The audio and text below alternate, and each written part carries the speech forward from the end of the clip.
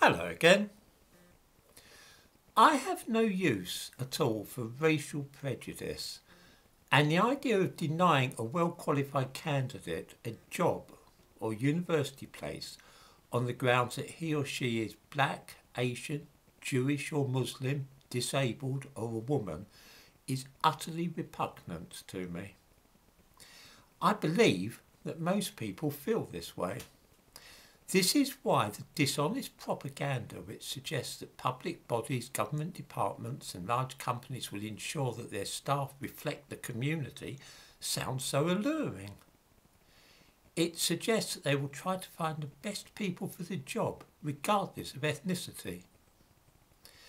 Such policies are thoroughly dishonest, and a classic example of the bait and switch scam, whereby you pretend to be selling somebody something valuable and at the last moment as money changes hands you replace it with an item which is more or less worthless. Let me explain how this trick is played. In the description to this video I give a link to a piece on the BBC website. It's about a young black woman in Glasgow called Mary Ibrahimi. And the heading reads, "Employers ignore you if they can't pronounce your surname." This is what you might describe as the bait, the hook which causes us to sympathise with the idea of making special efforts to overcome prejudice in employment and education.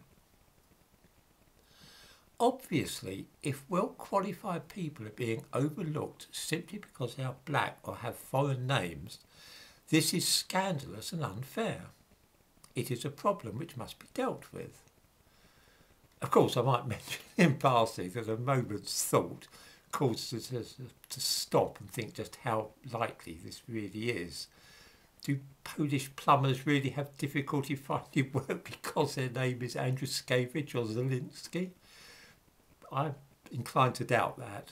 However, let us ignore such unworthy doubts and assume that it is true that employers, as well as tutors at Oxford University and many other people, routinely reject good candidates for entrance to professions or university courses simply because they have foreign-sounding names or are women or black or whatever. The obvious solution would be to introduce what is known as blind recruitment. In this process, anything identifying ethnicity, nationality, religion, disability or gender is removed from application forms, and the decision on whom to invite to interview is based solely on academic record and previous experience. What could be better for removing any kind of prejudice or ism from employment or higher education? Perfect. Job done. Now we're cooking with gas. For those of us who are genuinely interested in getting rid of racial prejudice, this is the ideal solution. Why on earth has nobody ever tried this? Well, of course they have. Indeed, for a while it was something which black people clamoured for and demanded. It was said to be the answer to all problems relating to discrimination in education and employment. So why did the idea of so-called blind recruitment fall from favour so swiftly as soon as it was tried out? In the description to this video, I give a link to a long spiel from an executive recruitment agency which explains with simply breathtaking candour exactly why they think that blind recruitment is useless.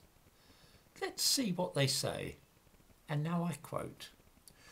"We once ran a blind process which selected an all-white male field of candidates. All the diverse candidates failed to progress to interview. We had worked hard to develop a diverse field of candidates and the blind recruitment process worked against it."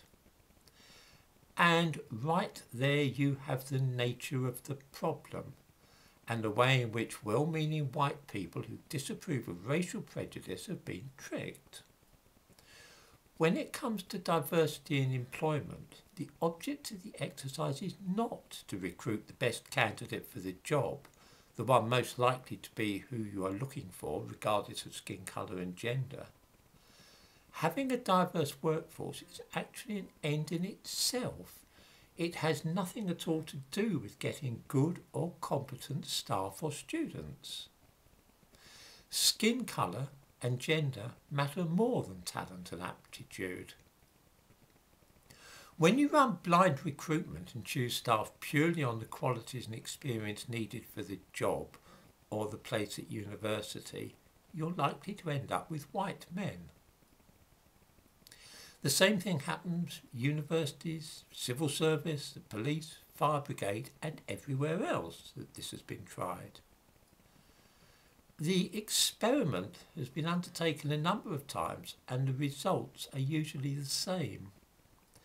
And that is why nobody likes blind recruitment these days. It does not deliver the desired results. I recommend that viewers read the link to the executive recruitment agency which I give, because it shows in great detail just how the diversity game is played.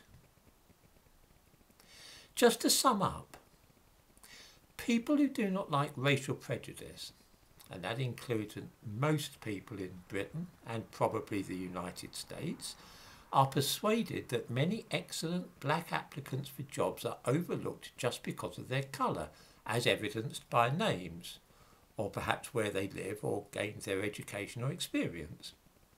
This prevents them from getting jobs on the same terms as white people. Something must be done to deal with this shocking situation. Now this is the bait, and many white people take it and agree that something has to be done to tackle this supposed problem. The switch comes when the remedy used has nothing to do with eradicating prejudice, which can easily be done through blind recruitment.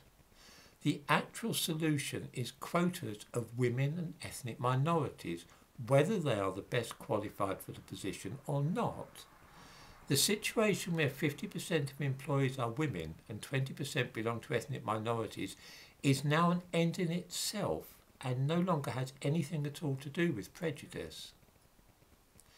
Incidentally, in the link I give, there is some waffle about this all being necessary because the white people might have had opportunities which black people could not access, as they put it, and this might give the white applicants an edge.